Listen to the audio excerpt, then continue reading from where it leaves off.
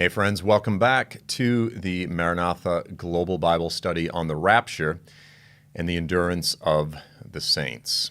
Okay, so we have finally gotten to the topic that I know many of you have been eagerly anticipating. I'm going to begin sort of a final little series within the series whereby I'm going to discuss the post-tribulational rapture and the pre-wrath view of the rapture. I've said multiple times that my view is kind of a hybrid between the two. This session is going to be just an introduction. I expect it to be fairly brief, and then next week we'll jump in and begin really getting into the nitty-gritty. Now, let me just begin with some definitions. And this may actually be a little bit confusing, or it may have been confusing to some folks, because in a sense, if one says they're pre-wrath, you can't be post-trib. Like, the idea is they are contradictory. It's oxymoronic to say that I'm both. That, to a degree, that's true, but it depends on the manner in which you're using the term pre-wrath or post-trib. Let me explain. Okay, so in working through the various views of the rapture throughout church history, when I was analyzing, for example, William C. Watson's multiple claims of there being pre-tribulational statements throughout church history and some of the writings of the early church fathers, or even later in the years after the Reformation, he often would say, this guy was pre-trib. But then you would analyze what they believed, and they would be basically like mid-trib. And you go, that's mid-trib, that's not pre-trib. But he would say, well, technically they believed that the rapture was before the tribulation, but they only believe the tribulation is 3.5 years, not 7. So therefore he's pre-trib. And I go, well, he does believe the rapture is before the tribulation, but he's not pre-trib nearly in the same way that people who are pre-trib today are. Pre-trib today is specifically the rapture happens 7 years before the return of Jesus. So you can say, is this guy pre-trib or not? Yes and no, it depends on what you mean. In the most broad sense, if someone only believes the tribulation is 3 weeks long, and then they believe the rapture happens 3 weeks before the return of Jesus, you could say, well, that guy's pre-trib. But that guy's kind of pre-trib is totally different than what anyone who is pre-trib today is. Okay, do you see what I'm saying? So there's different ways that these things can be defined. There's a very broad sense in which they can be defined, and then there is the much more narrow sense. Now, when I say that I'm pre-wrath, it's in a much broader sense. If we're talking about pre-wrath in the fairly strict manner in which it's defined by scholars, such as my friend Alan Kirshner, then technically I'm really not pre-wrath. Technically, I would be more post-trib. Do you see what I'm saying? But I do believe that we're raptured before the wrath of God. So in that sense, I'm pre-wrath. In a sense, you could also say that pre-wrath is also post-trib, because pre-wrathers believe the rapture happens after the tribulation. Matthew 24, verse 29, right? It says immediately after the tribulation of those days. That's when pre-wrathers would say the rapture happens after the tribulation. So you go, well, if you're pre-wrath, you're technically post-trib. But I want to use the terms here in the more specific sense. Okay, so again, there's different ways that different terms can be used. I want to use them in the more specific sense. Now, within each of these different categories, whether it's pre-trib, pre-wrath, or post-trib, there's going to be a broad variety of different opinions under each one of these umbrellas. But there are some sort of non-negotiables under each one of these categories. And then the question becomes, well, who defines what are the non-negotiables? And you have to say, well, it's really defined by some of the leading scholars or consensus, or, so different questions come up. I'm going to simply say that pre-wrath is largely defined by some of the best leading scholars who are articulating and defending the pre-wrath rapture. And so just to give you a very brief sort of historical overview, the pre-wrath view, it's a relatively newer position. You can find, by the way, and it's interesting, when I worked through a lot of the early church fathers, the overwhelming majority of them would be considered post-trib, probably much closer to post-trib. But there's aspects of some of the things that they say that are kind of like pre-wrath. And you go, there's elements of pre-wrath, but there was no one that held to pre-wrath in the more specific, limited sense. For example, the form of pre-wrath that would be articulated by Alan Kirshner. There's no one throughout church history that's going to hold to that view, right? They're going to largely hold more to a post-tribulational perspective. But the pre-wrath perspective, and again, most of you who are watching this, you're familiar with this, but really it was a view that was developed largely by two men, Robert Van Kampen and Marv Rosenthal. Those two together, who were friends, who were exchanging ideas. And I think it was really Marvin, who was sort of the primary, the primary guy that began this, and the conversation went with Van Kampen. Again, I don't know all the details. But it was Rosenthal, who recently passed away, by the way, and I just want to honor, he was such a man of integrity. He finished strong. When I say strong, he finished in the Lord. No financial or sexual scandals in an age where there's just so many leaders having scandals. It's such a beautiful, precious thing to see a brother finish strong. And so the ministry of Zion's Hope is being carried on by Dave Rosenthal. So I love the family. I love the ministry. And I'll actually be speaking at a conference with Zion's Hope later, at the beginning of next year, I think. I think it's January. I'm lost right now. But I'll put up some information about that coming up. So would love to see you all there. But in more recent years, after Zion's Hope, there's been a whole slew of different scholars. Charles Cooper, who came out of Moody, is another scholar who's been articulating the pre-wrath perspective. But really, I would say, in my personal opinion, Alan Kirshner, who's a good friend, he really has been the best, most thorough scholar of the of the pre-wrath rapture over the past, 15 plus years. He's actually got his PhD in New Testament Greek, New Testament I believe it's New Testament Greek, maybe New Testament linguistics, but he's a legitimate scholar. He's someone who has put in the work, and he's also put in a lot of work into, again, articulating, defining, and defending the pre-wrath rapture. Now, I just want to say something about the pre-wrath rapture in terms of how I came to embrace the pre-wrath rapture and sort of my evolution and what led to where I am today. Okay, so, because people often ask, they go like, what's your, because I just did almost a whole year on the rapture, what's your history? Like, where'd you come from? So I got saved in the Assembly of God. It's a denomination that I greatly esteem. It's one of the most rock-solid, missions-focused, largest, most globally influential denominations in the world.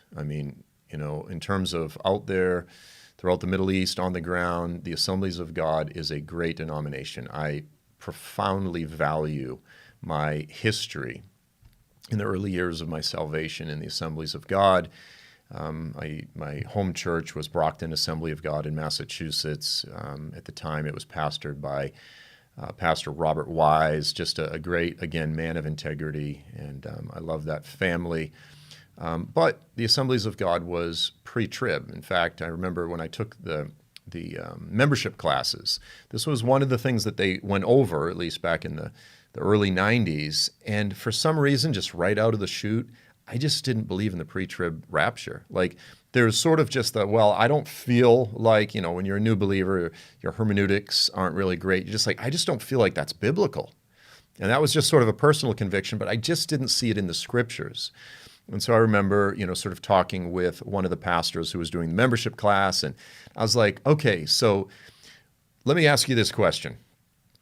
I go, if the Antichrist emerges and the rapture hasn't happened, I said, I'll sign up and become a member, but as the pastor, are you going to tell us? Are you going to tell us if the, and it was an interesting question because he was like, well, I mean, I've never thought about it. Like, if I'm wrong, will I tell? Well, yeah, I hope so. But like, it was interesting that he wasn't used to being asked these type of questions. But as a young sort of, I didn't understand Christian culture at all. This was a very natural question to me. Like, okay, you're saying it's this. There's other people who believe this. What if you're wrong? What are the pastoral implications? And so for this past year, as I've been teaching through the rapture, this has always been my primary heart. It's been my primary heart in all of it. Okay, as I've said multiple times, our view of the rapture, let's say 10 years or 30 years ago, it almost didn't matter. It almost didn't matter because it was largely trivia. It was something that was off in the distant future. But here's the thing, guys, and I say this with all sobriety. I could be totally wrong. I could be just completely out to lunch. I really believe it could be awfully close. Now, again, timing is always difficult. But in terms of the pieces of the puzzle coming together, the contours of the landscape, the geopolitical landscape of the earth right now, some of the things that are coming together, even some of the sort of behind the scenes that I'm aware of, I go, guys, biblically speaking, what we're looking at on the ground in Israel and in the nations that surround Israel and various geopolitical developments, I go, that's pretty much, it's getting awfully close to describing exactly what the Bible describes, what the prophets described thousands of years ago. And even unbelievers need to take this really seriously. Like, there are very unique, specific things that are falling into place in the Middle East, the alignment of the nations, that are lining up exactly with what the prophet Daniel and other portions of the Bible described. And that's something that needs to be taken really seriously. We very well could be very close to entering the final 7 years before the return of Jesus. If that's the case, then this is, as I've said, arguably one of the most premier pastoral matters. Like, understanding what's just ahead. Understanding what's just ahead is one of the most important pastoral matters of our time. And what do I mean pastoral? It's like it's going to affect people. Like, there are dramatic, real-world ramifications. And I don't want to belabor everything that I've been preaching about this past year, but I mean, again, Jesus' warning about these last days, the last final period, is it's a time of deception, it's a time of testing, it's a time of trying, it's a time of many falling away. And so if we have a shepherd's heart, we need to be preparing the people for what's coming. And in my view, the pre-tribulational rapture is an amazing, it hamstrings the ability of the church to be ready. Not completely, but in a pretty profound way. Therefore, to me, it's incredibly relevant. Okay, so there's sort of the pastoral importance of these issues, and then there's just sort of like, well, let's just argue, what does the Bible say? But what does the Bible teach? Like, almost as if like you can argue about what the Bible teaches without even really being concerned as if it's real. It's like, well, let's just argue doctrine. And guys, I know sometimes I guess it can be fun to engage other Christians just to get into Bible study and to be Bereans and this sort of thing and really try to dig in and ask what the scriptures teach. I understand that some people really enjoy doing that. And again, we get into the Word of God, and that's positive. But my primary reason for discussing these things, it's almost like right now I don't really care. I mean, I do care about the pre-tribulational rapture, but when it comes to the pre-wrath or post-trib, I don't really care. Okay, so let me add some definitions here, and I'm being very, very brief. The pre-wrath rapture, the pre-wrath view of the rapture, holds that the rapture happens after the sixth seal, in between the sixth and the seventh seal, before the trumpets and the bowls, which are viewed as the wrath of God, are poured out. And so the pre-wrath rapture says that before the rapture, you have sort of the rage of Satan. You have the great tribulation. But after the rapture, you have the pouring out of the wrath of God, because we are not appointed to wrath. Okay, so that's the pre-wrath view, and that could happen really any time, for the most part, any time after the abomination of desolation, within the final 3.5 years. I mean, it could come very close toward the close of the final 7 years, or it could come a couple years before the close of the 7 years. We don't really know. No one knows the day or the hour. It's very vague and nebulous, but that is summarized, the pre-wrath rapture. The rapture happens sometime in the midst of the final 3.5 years. It's a very, very drastically oversimplified view, but that helps you understand what the pre-wrath rapture is.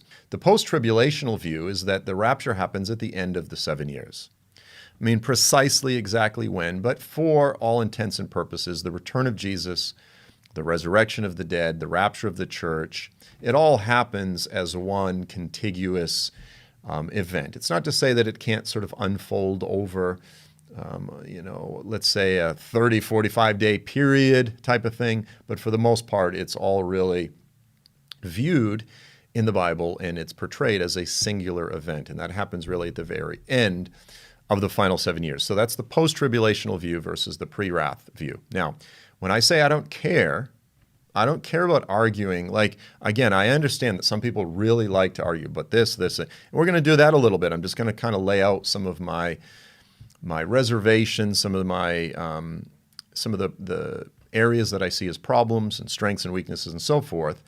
But when I say I don't care, the only thing I care about is the pastoral realities here. Okay, so, and I've tried to engage pre-tribbers on this and just ask, like, hey, let's just be honest here. If you are wrong, what are the ramifications? And they'll never admit. They go, yeah, if I'm wrong, it's going to devastate people. They'll never admit that. They go, hey, if I'm wrong, so what? We'll be fine. We'll face the Antichrist. We'll be great. And I go, that's cool that you say that, but what about all these other people that I talk to on social media? And they clearly, like, they're not prepared. Like, intellectually, scripturally, like, they're not even willing to entertain the vague possibility. I even heard one very prominent pre-tribulational teacher that said, how do we know this guy's not the Antichrist? He goes, well, we know he's not because we haven't been raptured yet. In other words, like, they begin with this assumption that the pre-tribulational rapture is true. I'm just saying, from a pragmatic perspective, if I'm wrong and the pre-tribulational rapture of the church is right, worst case, I get pleasantly, incredibly surprised, and I'm out of here, right? Because there is no conditional rapture. It's not like you have to, thou believe in the rapture and thou shalt be saved. No, it's if you have the Holy Spirit in you, if you're saved, then you'll be caught up because the rapture happens with the resurrection. It's not like you have to believe in the pre-tribulational rapture. I mean, there's tons of people out there that teach that. It's weird. They say things like, well, if you don't believe in the pre-trib rapture, we'll enjoy the trib. It's as if it's a choice. As if it's like a buffet. Well, I choose to be raptured later. No, it doesn't work that way. Okay. And any responsible pre-tribulational teacher will acknowledge that. So the point is, if I'm wrong, worst case, I get pleasantly surprised. If pre-tribulationism is wrong, it could devastate massive portions of the church. That's why I've done this whole series. I feel the urgency, and I believe it's real. Do you see what I'm saying? Like, to me, this is not just theological trivia. I believe it's real. Now, with regard to pre-wrath versus post-trib, sorry, it's easy to stumble over some of these terms. I don't really care about arguing. In fact, let me just say this. I personally wholeheartedly believe that pre-wrathers and post-tribbers need to unite and essentially work together and expose the deception, the dangerous deception of pre-tribulationism, again, because of its potential damaging effects to the church. I don't really care about arguing, well, does the rapture happen, 6 months before the return of Jesus or 45 days or 2.5 years? Look, both positions, I always joke and I say they're an inch different. I mean, if you're dealing with charts, then it's even less than an inch different. But the point is this.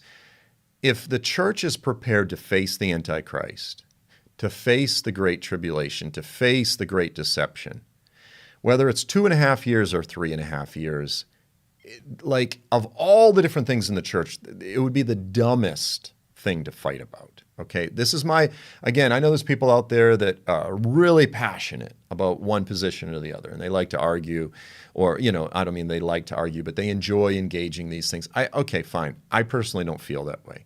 I feel like of all the different issues out there, this is the last thing that I want to argue about. Now, I said I was going to tell my story. So I was post-trib because in my perspective, from my view, there was really only two views, either the pre-trib or the post-trib. And I go, I look at the scriptures. Again, I was a new believer. I go, it looks to me like post-trib. But it was not something that I ever really like dug down into deeply. It was not something that was, I spent a lot of time. And at a certain point, I don't know, I'm going to say it's about 23 or 4 years ago. It's been quite a while. I was talking to a brother and I said, well, I'm post-trib. And he goes, well, the Bible says we're not appointed to wrath. And the tribulation is the wrath of God. So therefore, your view is wrong. It was just like, again, the typical sort of cliches that pre-tribbers learn how to throw out. There's probably 4 or 5 main ones that they use. And at the time, I didn't really have a response. I hadn't really thought about it. I was like, oh, well, this guy had a biblical answer. And so I started reading and studying because I really wanted clarity on it. And back in the day, this was like I had literally just got a computer. And I started reading all these articles online, and I had this horrible printer, and I'd rip the edges off, and I would print out all of these articles, and I would sit there and study. And it basically frustrated me. I was like, well, this guy makes some good points and this, and I just can't there's so much here. I just couldn't wrap my head around it. And I got really frustrated. And so one of my habits when I get frustrated and I don't have the answers and it leaves me feeling uncomfortable, I shouldn't even say this because I don't want to, fast before men because I don't want to like brag. That's not the point. But I did a 21-day fast, just like water and juice, broth a little bit, and just gave myself to nothing but studying and praying and crying out, saying, Lord, help me to understand the rapture. Well, in the midst of that, I found Robert Van Kampen's book called The Rapture Question Answered Plain and Simple. And when I read that, he lays out, again, the case for the pre-wrath rapture in a very, very simplified way. Now, again, if you really want to study this, I would recommend either that book, again, is a really easy to read book, but really the best book to read is Alan Kirshner's book, Dr. Alan Kirshner's book, which is just called Antichrist Before the Day of the Lord. And then he also has a simplified version of that for those who don't want to read a whole book. But his book's very easy to read. It's got a lot of charts. It's easy to understand. It's a great book. If you want to understand the pre-wrath rapture, Alan Kirshner's book is the gold standard out there, okay? I've promoted it. I've encouraged a lot of people to read it. It's fantastic. Basically what Van Kampen's book articulated is he goes, look, the scriptures are very, very clear that at the 6th seal in the book of Revelation, you have the cosmic signs, right? And the cosmic signs are clearly the time in which the rapture takes place, because in Matthew 24, the cosmic signs are after the tribulation. So as you look at that, you go, Matthew 24, Jesus said, after the tribulation, there'll be the cosmic signs, and then there's the rapture. And then in the book of Revelation, the 6th seal is the cosmic signs and the rapture. And you go, okay, this is very simple. Anyone can understand this. And it was like my eyes were open, and I mean this when I say this. I was weeping. And it was right at the end of the 21 days, and I felt like, yes, Lord, I pushed in, and after 21 days of really just seeking you, you've answered me, and this all makes so much sense. And I was a hardcore pre-wrath guy. I embraced the pre-wrath rapture. And I still call myself pre-wrath, but over the past 20-some-odd years, I have seen what I feel are some problems with the pre-wrath rapture, with the view of the pre-wrath rapture. There are some problems. I'm not saying they're deal breakers. By no means am I saying that there are deal breakers, but there are problems. And so therefore I call myself, and then I see strengths of the post-tribulational view, which also has some problems. And so I've always said my view is kind of a hybrid between the two. But let me just begin by saying this. In reality, I don't know. I don't have absolute confidence, and I don't care. Again, whether I get raptured 2.5 years into the tribulation or 3.5 years, the point is my heart is prepared for either one. And really, the difference is not a heck of a lot different. I've just gone right now, at the time of this recording, I'm at 3 years of my wife being, what started out being on her deathbed in such agony that she couldn't get through a minute, begging God to end her life because she was in such severe pain. 3 years of very slow, multiple surgeries. I mean, it's hard to explain the trauma that comes when that hits a family. And I go, I've just endured 3 years. My wife's endured far more than I have. And let me just give a very brief report. I'd say the past few weeks, I've seen some teeny tiny improvement, like a little tiny bit, maybe 5-10%, but look, every little positive. But I know what it's like to suffer for 3 years. And you go, but that's not the Great Tribulation. I go, I get it. But the point is this, whether it's 2.5 years or 3.5 years, the point is we're prepared. Okay. So that's where I'm at today. And again, I just want to be very clear. I don't think it's worth fighting over. I'm going to lay out some of what I see as the scriptural problems with both. And I'm going to at the very end, do my best to sort of reconcile the two views. And then I talked with Alan and I said, hey, this is your thing. The pre-wrath rapture thing, this is like your baby. Like you are the best at articulating this. And I said, I think it would only be fair because I'll probably make some mistakes along the way. When all is said and done, I'll just have Alan zoom in and we'll kind of talk about these things. Give him a chance if he goes, yeah, you really didn't articulate this correctly or this or whatever. I just want to give him the opportunity. Now, I would love to invite a real prominent post-tribber to come on as well, and I may find someone, but the reality is there are really not many leading post-trib proponents who are different than me in that it's almost like pre-wrath, post-trib, like who cares? We're prepared to face the Antichrist. That's all that matters. From a pastoral, pragmatic perspective, that's ultimately all that matters, is we are prepared to face the Antichrist. The rapture happens after the tribulation. We all agree on that. We just don't necessarily agree on how it all plays out, the exact chart, the timeline. And I know some of you guys are timeline guys, okay? So I think I've essentially covered everything. Let me just check here. Yeah, I laid out my journey. Now, let me just say this. I did say there's not a lot of real prominent post-tribbers.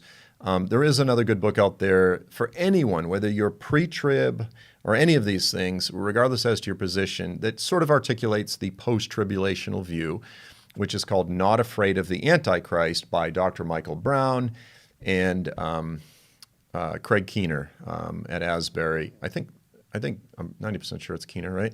Anyway, Brown and Dr. Keener put this together.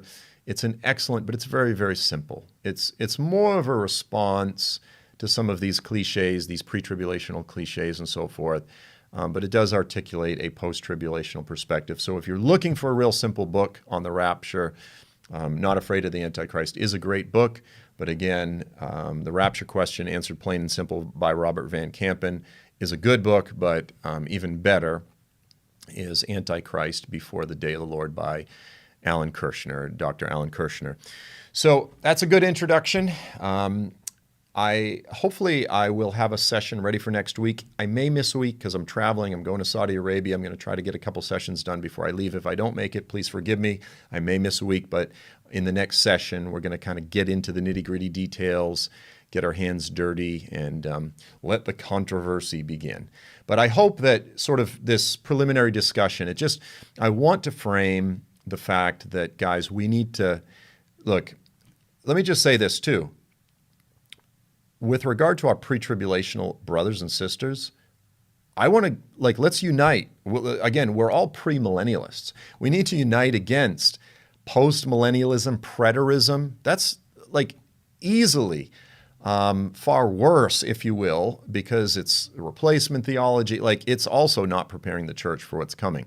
Preterism is absolutely hamstringing large segments of the church. I want to unite with like all of my brothers, Christian brothers and sisters, first of all. But, like as you sort of get closer to those that you agree with, really the pre-wrath and the post-trib are so darn close. And I just want to really appeal to anyone. Don't argue in a divisive way. It's not worth dividing over. We do in many ways need to unite against the pre-tribulational rapture because that is a destructive doctrine. But I don't mean we need to unite against our pre-tribulational brothers and sisters by any means. They are our brothers and sisters, as I have repeatedly tried to emphasize throughout this whole series. And again, they reject replacement theology. They are premillennialists. I mean, they expect what we expect. The only difference is the timing of the rapture and some other issues that it impacts. But the point is this, guys. The world hates us. Satan hates us. And there's so much infighting right now in the church, in the body. Like, these things are worth robustly discussing and even arguing about some issues if they're going to impact people. But let's not divide. Let's love one another, right? So amen and amen. Next week, we're going to jump in and really start getting into it. So I trust this was a good introduction. Look forward to seeing you all again real soon. God bless you guys. Maranatha.